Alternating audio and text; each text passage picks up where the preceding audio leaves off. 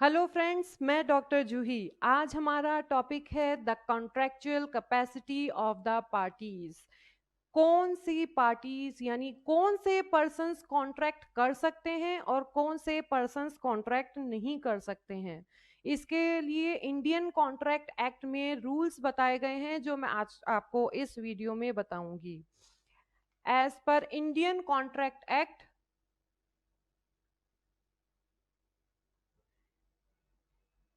1872 1872 हमें ये बता रहा है कि एक वैलिड कॉन्ट्रैक्ट के लिए कैपेसिटी किन पार्टीज में होती है, कौन से पार्टीज कॉन्ट्रैक्ट कर सकती है। सेक्शन इस कॉन्ट्रैक्ट एक्ट का सेक्शन 11 ये डिफाइन करता है कि कौन से पर्सन्स कॉन्ट्रैक्ट कर सकते हैं और कौन से पर्सन्स कॉन्ट्रैक्ट नहीं कर सकते हैं। इसे हम दो पार्ट में डिवाइड कर रहे हैं। फर्स्ट है major person. Major person means 18 साल से ज्यादा की एज के जो पर्सन्स होते हैं वो मेजर पर्सन्स। तो मेजर पर्सन्स कॉन्ट्रैक्ट कर सकते हैं। साउंड माइंड पर्सन,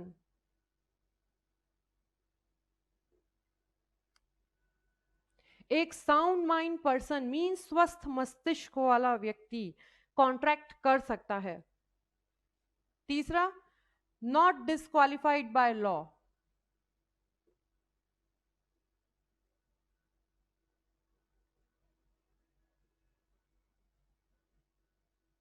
एक ऐसा पर्सन जिसे लॉ में डिस्क्वालिफाइड नहीं बताया गया हो, ऐसे पर्सन्स कॉन्ट्रैक्ट कर सकते हैं। इसके बारे में मैं पूरी डिटेल में आपको आगे बताऊंगी कि कौन से पर्सन होते हैं जिन्हें लॉ स्पेशली डिस्क्वालिफाइड कर दिया कि ये पर्सन्स कॉन्ट्रैक्ट नहीं कर सकते हैं। तो कौन कौन से कॉन्ट्रैक्ट कर सकते हैं? Major person, sound mind person और not disqualified by law persons contract कर सकते हैं as per section 11।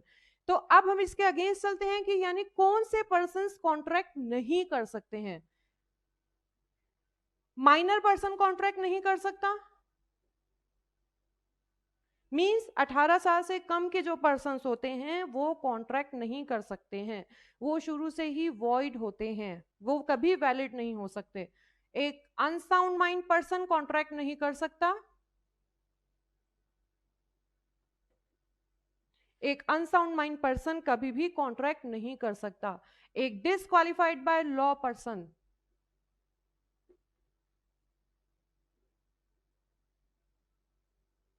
Disqualified by law person contract नहीं कर सकता है। यानी कौन कॉन्ट्रैक्ट नहीं कर सकते? माइनर पर्सन कॉन्ट्रैक्ट नहीं कर सकता, अनसाउंड माइंड कॉन्ट्रैक्ट नहीं कर सकता, disqualified by law persons contract नहीं कर सकते हैं। अब बात उठती है कि जब ये कॉन्ट्रैक्ट करते हैं तो उस कॉन्ट्रैक्ट का क्या इफेक्ट होता है, वो किस नेचर का कॉन्ट्रैक्ट होता है। अगर मेजर, साउंड माइंड या not disqualified by law persons contract करते हैं तो वो एक वैलिड कॉन्ट्रैक्ट होता है।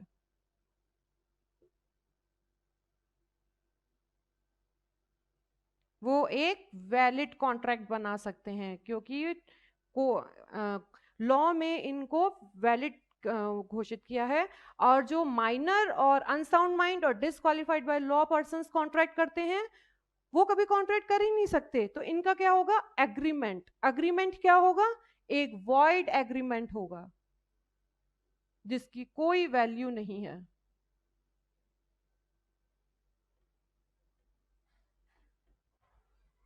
एक वॉइड एग्रीमेंट होगा, माइनर, अनसाउंड माइंड और डिसक्वालिफाइड बाय लॉ पर्संस द्वारा किया गया कॉन्ट्रैक्ट एग्रीमेंट वॉइड होगा।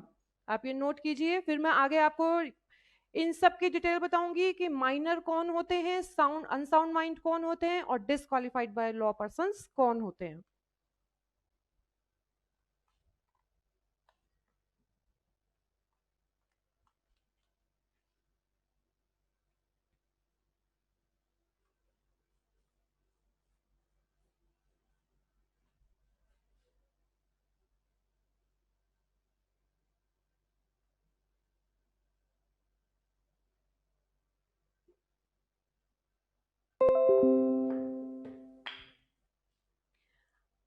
अब बात उठती है कि माइनर कौन होता है। माइनर,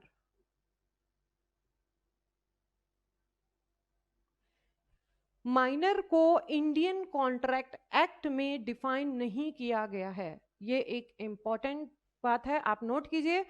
इंडियन कॉन्ट्रैक्ट एक्ट में माइनर डिफाइन नहीं किया गया है। इंडियन मेजॉरिटी एक्ट सेक्शन 3 बता रहा है कि माइनर कौन होता है। Indian majority act,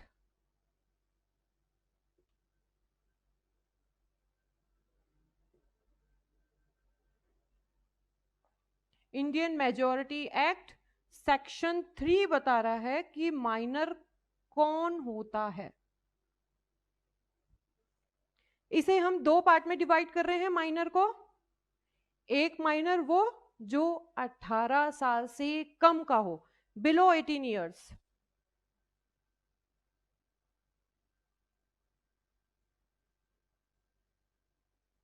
below 18 years.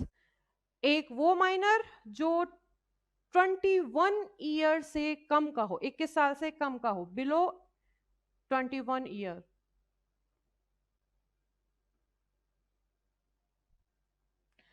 अब आप ये सोच रहे होंगे, एक तरफ आप कह रहे हैं कि 18 साल से कम का पर्सन माइनर होता है, एक तरफ आप कह रहे हैं कि 21 ईयर से कम का पर्सन माइनर होता है। मैं आपको बताती हूँ, जनरल केसेस, नॉर्मली केसेस में 18 ईयर्स ही है माइनर की। कुछ स्पेशल केसेस होते हैं जिसमें कोर्ट ये मान लेती है कि वो 21 ईयर से कम का पर्सन माइनर है। स्पेशल केसेस, ये जनरल केसेस हो गया। जनरल केस में, जनरल केस में 21 ईयर, स्पेशल केस में, जनरल केस में 18 ईयर, स्पेशल केस में 21 ईयर। कौन से स्पेशल केस होते हैं जिसमें कोर्ट ये मानती है कि माइनर 21 ईयर का है? इसे दो पार्ट में डिवाइड किए हैं। कभी ऐसा होता है कि माइनर की प्रॉपर्टी है लेकिन उसका कोई गार्जियन नहीं है, तब क्या करती है कि कोर्ट ऐसे माइनर का गार्जियन अपॉइंट करती है।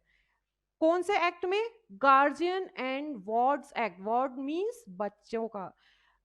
गार्जियन एंड वार्ड्स एक्ट 1890 एक एक्ट है जिसके अंदर कोर्ट माइनर की प्रॉपर्टी और उसका ना जो उसकी पर्सनल या प्रॉपर्टी, उसके लिए गार्जियन अपॉइंट करती है।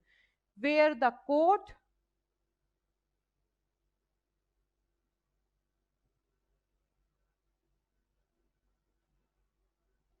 where the court has appointed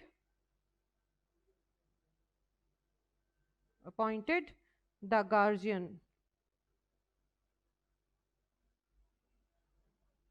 where the court has appointed the guardian to the minors, to the minor person or his property। जब माइनर के खुद के लिए या उसकी प्रॉपर्टी के लिए गार्जियन अपॉइंट किया जा रहा है।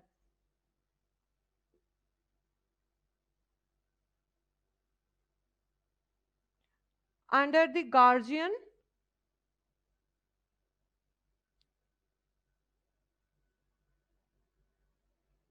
एंड वार्ड्स एक्ट,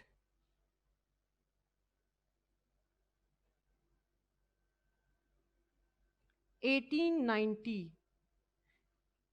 जब गार्जियन एंड वार्ड्स एक्ट के अंदर जब किसी माइनर का कोई गार्जियन नहीं होता है, तब गार्जियन एंड वार्ड्स एक्ट के अंदर कोर्ट उस माइनर का गार्जियन अपॉइंट करती है। एक दूसरा केस है। अब क्या होता है, मान लो गार्जियन का लीगली, माइनर का कोई लीगल गार्जियन अपॉइंट नहीं हो पाया है।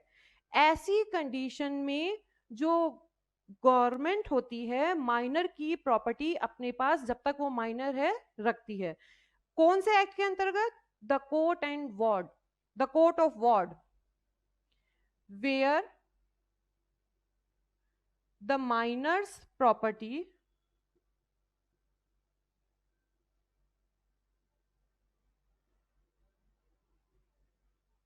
has been placed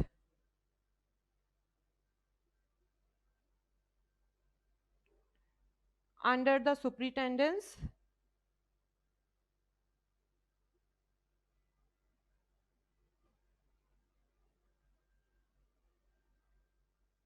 of courts of ward, of the court of ward.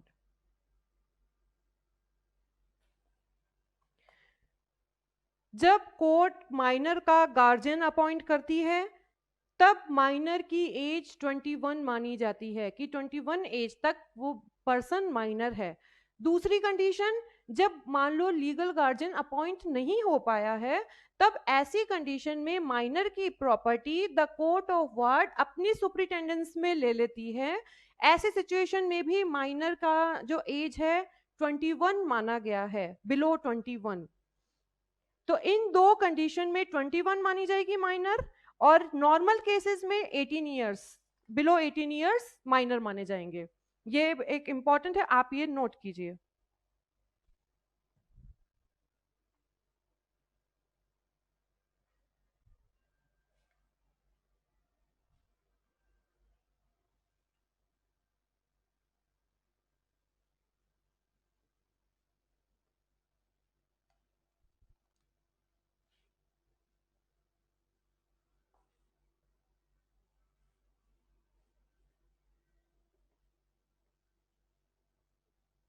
अब बात करते हैं हम कि माइनर मान लो कॉन्ट्रैक्ट करता है तो उसका क्या इफेक्ट होता है। अब तक तो हमने क्या पढ़ा कि माइनर होता कौन है। अब माइनर के कॉन्ट्रैक्ट के इफेक्ट क्या होते हैं। The effect of minor's agreement,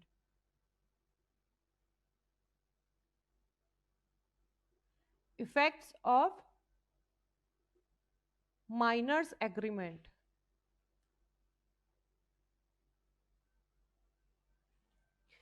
मैं आपके सामने एक एग्जाम्पल रखती हूं। एक माइनर है ए, ये माइनर है,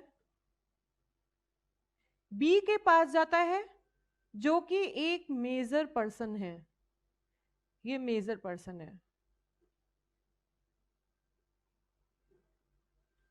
ए माइनर है, बी के पास जाता है, मेजर पर्सन है जो कि आप मेरी वॉच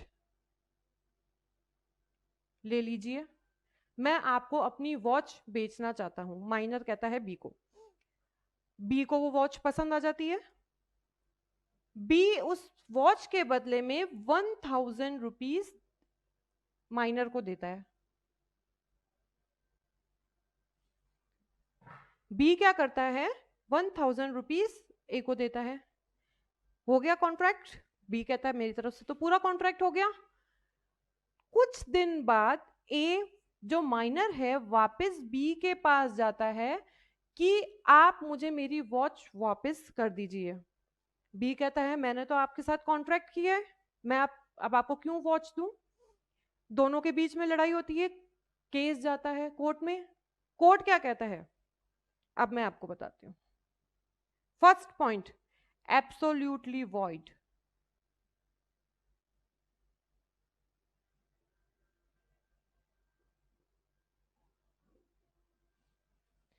कोर्ट ये कहता है कि माइनर के साथ किया गया कॉन्ट्रैक्ट शुरू से ही वॉइड है, इसे कभी भी आप वैलिड नहीं बना सकते हो, ये कॉन्ट्रैक्ट एब्सोल्यूटली वॉइड है।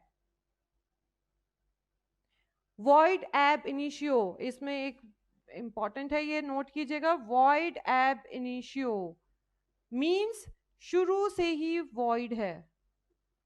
माइनर के साथ किया गया कॉन्ट्रैक्ट शुरू से ही वॉइड होता है। एक इंपॉर्टेंट केस है मोहरी बीबी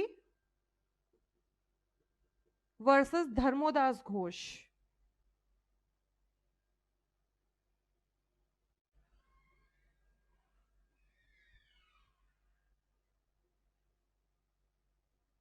मोहरी बीबी वर्सेस धर्मोदास घोष माइनर से रिलेटेड एक इंपॉर्टेंट केस है जो आपके हमेशा एग्जाम में आता है। ये एक लीडिंग केस है। इसमें कोर्ट ने ये डिसीजन दिया था कि माइनर के साथ किया गया कॉन्ट्रैक्ट शुरू से ही वॉइड होता है। ऐसे कॉन्ट्रैक्ट को आप कभी भी वैलिड नहीं करवा सकते हैं। तो इस कोर्ट में क्या कहा कि बी को वो वॉच ए को वापस करनी होगी। अब बात उठती है, बी कहता है ठीक है मैं अपनी, ठीक है नहीं ए को बी को वो वॉच वापस करने की, बी कहता है कि ठीक है मैं वापस कर दूंगा, लेकिन मैंने ए को वो जो 1000 रुपीज दिए हैं वो मुझे आप वापस दिलवाइए। फिर वही बात उठती है कि ये एग्रीमेंट वॉइड है। ऐसे एग्रीमेंट में माइनर रिस्पॉन्सिबल नहीं है कि वो वापस मेजर पर्सन जो बी को है 1000 रुपीज वापस करे। ये माइनर के लिए एक बेनिफिट है। माइनर के साथ अगर कोई कॉन्ट्रैक्ट करता है तो उसे उस कॉन्ट्रैक्ट के अंदर अगर कोई बेनिफिट मिला है उसे वापस करना होगा, लेकिन ए रिस्पॉन्सिबल नहीं है, माइनर रिस्पॉन्सिबल नहीं है, इट्स नॉट रिक्वायर्ड कि वो अब 1000 रुपीज बी को वापस करे। तो एब्सोल्युटली वॉइड एक फर्स्ट पॉइंट हुआ।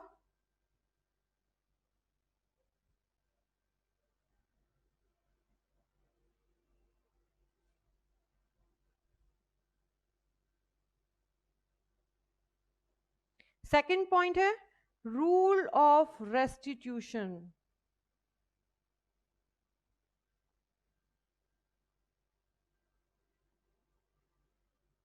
मीन्स प्रत्यास्थापना, मीन्स ऐसे अग्रीमेंट में जो भी बेनिफिट लिया होता है उसे वापस लौटाना।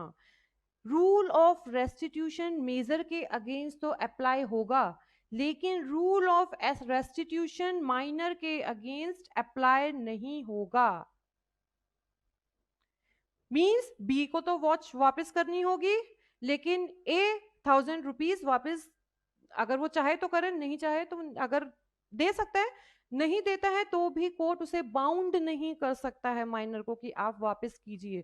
तो रूल ऑफ रेस्टिट्यूशन ए के अगेंस्ट नहीं होगी, बी के अगेंस्ट होगी। लेकिन अब आजकल कोर्ट ने एक नया रूल निकाला है कि अगर इस तरह के केस जो माइनर के साथ किए गए होते हैं, अगर माइनर कोर्ट जा रहा है, माइनर कोर्ट जा रहा है उस कॉन्ट्रैक्ट को वॉइड करवाने के लिए, तो कोर्ट कह सकता है कि आपने जो इस तरह का अग्रीमेंट में जो बेनिफिट लिया है आप उसे वापस कीजिए।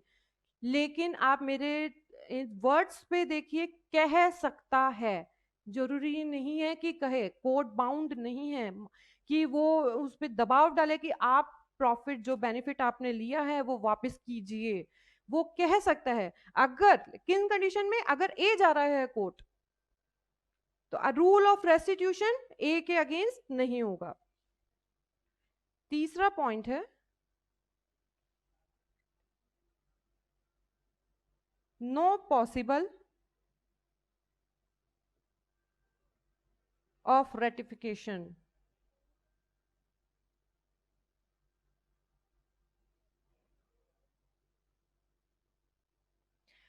No possible of ratification means, ratification means अनुसमर्थन।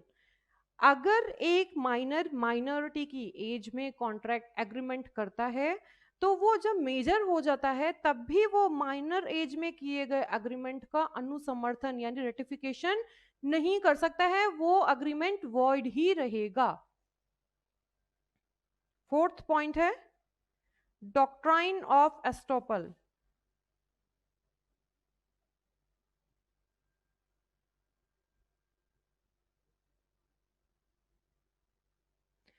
Means मान लो माइनर ए के पास जाता है, कहता है कि मैं 18 ईयर्स से ज्यादा का हूं, यानी मैं मेजर पर्सन हूं, अपना लाइसेंस दिखाता है, सब दिखाता है कि देखिए आप, सारे प्रूफ देता है, देखिए मैं 18 ईयर्स से ज्यादा का हूं। बी मान लेता है, फिर उसके साथ कॉन्ट्रैक्ट कर रहा है, मीन्स फ्रॉड्यूलेंटली मिस रिप्रेजेंट करता है ए बी के सामने कि मैं माइनर नहीं हूं, मैं मेजर पर्सन हूं, फिर कॉन्ट्रैक्ट करता है और फिर उसके बाद वो वॉच मांगने जा रहा है कि आप मेरी वॉच दीजिए, बी कहता है तुम तो मेजर पर्सन हो, फिर ए कहेगा कि नहीं देखिए मेरे तो सारे झूठा आपको बोला था, मेरे सारे डॉक्यूमेंट्स झूठे हैं, ये मैं तो माइनर हूं, आप अब मुझे वॉच वापस कीजिए। अब क्या कोर्ट डिसीजन देगा? Doctrine of estoppel not apply against minor. Minor को हमेशा ये बोलने का राइट है कि वो माइनर है। Minor can always plead about his minority. Means court कहेगा ये अग्रीमेंट अभी भी वॉइड है, बेनिफिट अभी भी माइनर के ही फेवर में जाएगा। मतलब अगर वो झूठ भी बोल देता है तो भी ये वॉइड अग्रीमेंट होगा, बी को वॉच ए को वापस करनी होगी।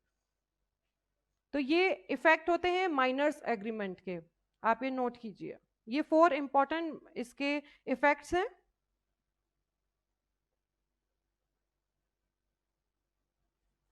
अब बात आती है next topic, unsound mind person.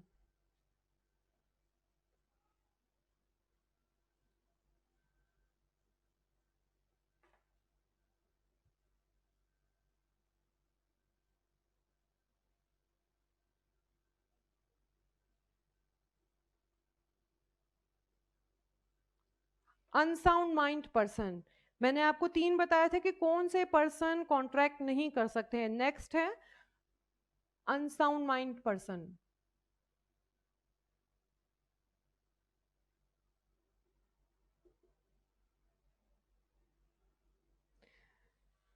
Indian contract act section 12 बता रहा है कि साउंड माइंड पर्संस कौन होते हैं। सेक्शन 12 ये बता रहा है कि साउंड माइंड पर्सन कौन होते हैं, यानी स्वस्थ मस्तिष्क का पर्सन कौन होता है।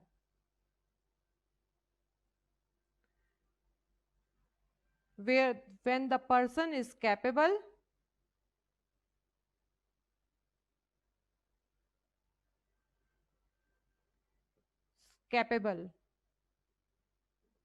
to understand the contract,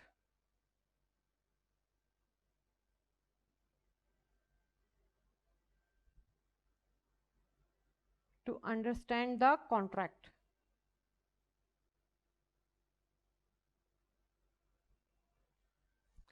एक साउंड माइंड पर्सन वो पर्सन होता है जो कि कॉन्ट्रैक्ट को समझता है, कॉन्ट्रैक्ट करते समय कॉन्ट्रैक्ट क्या है, वो किस चीज पे कॉन्ट्रैक्ट कर रहा है उसको समझता है। एक तो वो when the person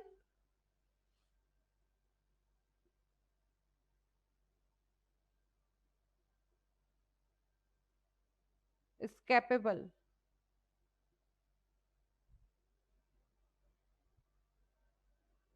the effect of the contract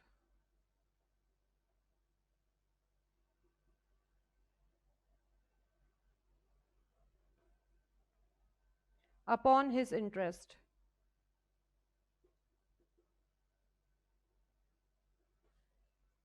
एक तो साउंड माइंड पर्सन वो जिसे ये पता है कि वो कॉन्ट्रैक्ट कर रहा है, कॉन्ट्रैक्ट क्या है उस कॉन्ट्रैक्ट के बारे में जानता है। एक वो पर्सन जो कि जो वो कॉन्ट्रैक्ट कर रहा है उसका क्या उस पे इफेक्ट होगा, उसके हितों पर उसका क्या प्रभाव पड़ेगा, उसके बारे में उसे पूरी जानकारी है, वो होता है साउंड माइंड पर्सन। मींस एक सही दिमाग का पर्सन जो कि कॉन्ट्रैक्ट करते समय उसे पता है कि वो कॉन्ट्रैक्ट कर रहा है और वो कॉन्ट्रैक्ट उसके बेनिफिट के लिए है या नहीं है, उसको पूरी उसकी जानकारी हो, वो होता है साउंड माइंड पर्सन। एक अनसाउंड माइंड पर्सन का कॉन्ट्रैक्ट भी हमेशा वॉइड ही होता है, वॉइड एग्रीमेंट होता है।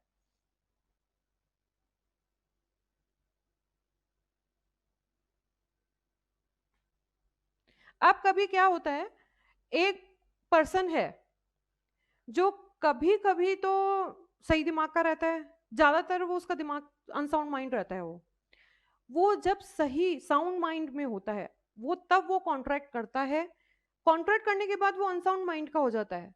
तो अब आप बताइए कि क्या ऐसा कॉन्ट्रैक्ट वैलिड होगा? यस। साउंड माइंड कॉन्ट्रैक्ट करते समय उसका दिमाग सही होना चाहिए, साउंड माइंड का पर्सन होना चाहिए। कॉन्ट्रैक्ट करते समय मेन बात यह है, अगर वो बाद में अगर अनसाउंड माइंड का हो जाता है तो उसका कॉन्ट्रैक्ट पे कोई असर नहीं होगा। इसमें दो बातें हैं, कॉन्ट्रैक्ट बाय अ पर्सन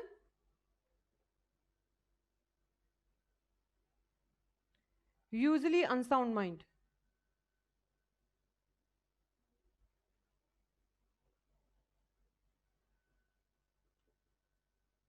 एक ऐसा पर्सन कॉन्ट्रैक्ट कर रहा है जो ज्यादा टाइम अनसाउंड माइंड का रहता है, कभी कभी साउंड माइंड का हो जाता है। तो जब वो साउंड माइंड का होगा तब वो कॉन्ट्रैक्ट कर सकता है और ऐसा कॉन्ट्रैक्ट वैलिड होगा। मेन बात है, कॉन्ट्रैक्ट करते समय पर्सन को साउंड माइंड का होना चाहिए। एक ऐसी एक बात है, कॉन्ट्रैक्ट बाय अ पर्सन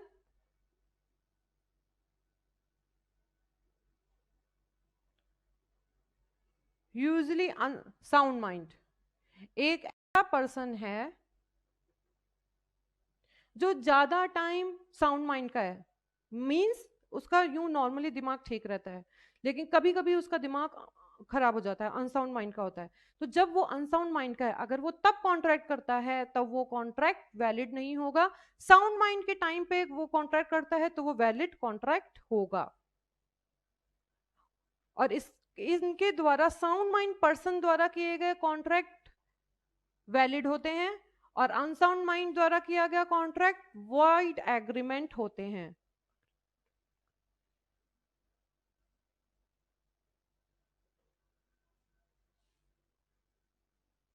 अब बात तीसरी आती है, not disqualified by law. Disqualified by law means कभी कोर्ट या लॉ कुछ पर्संस को कॉन्ट्रैक्ट करने के लिए डिस्क्वालिफाइड डिक्लेयर कर देती है, disqualified by law.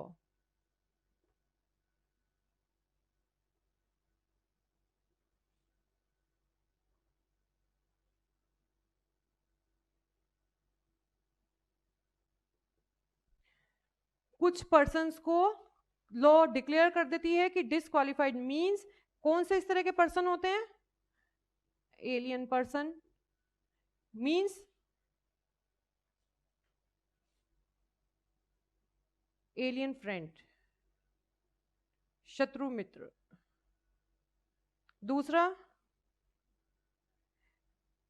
Privileged person,